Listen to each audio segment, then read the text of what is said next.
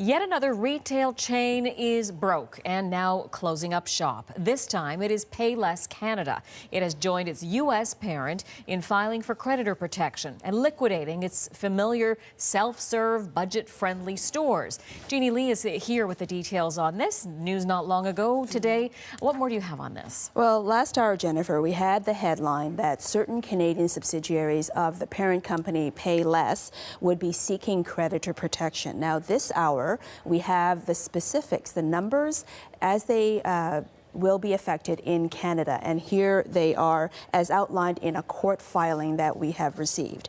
There are 2,400 employees that work for Payless in Canada in 248 stores across the country. Now, the bulk of them are in Ontario, but a good number of them are also in Alberta, BC, and Quebec, and then a handful in the rest of Canada. And once the court approves the liquidation sale proposal, then the sale will carry out for 2 months and will be done by the end of April. So pretty quick, pretty surprising for those who have not been following the story of Payless, especially in the U.S. This will come as a bit of a surprise, but again, Payless in the U.S. had already gone under creditor protection 2 years ago.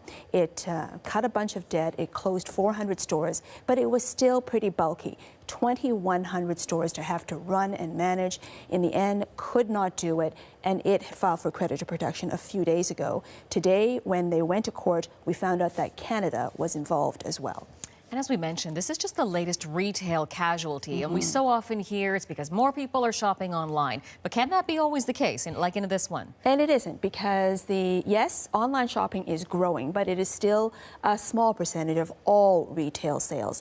But the fact is, things are moving quickly in this space, and it means that a lot of stores are really too big. Chains are really too big. There are too many outlets in too many places. And think about all of the money that's involved in stocking all of those stores with every kind of shoe, for example, that you might want within a certain price range in the Payless situation. And you want shoes for kids and for older kids, for teens, for ladies and men as they classify them. So for the entire family, that is a lot of stock to have to carry, and rent and overhead as well as labor. And so when people are starting to shift online, there may not be such a need for as many stores.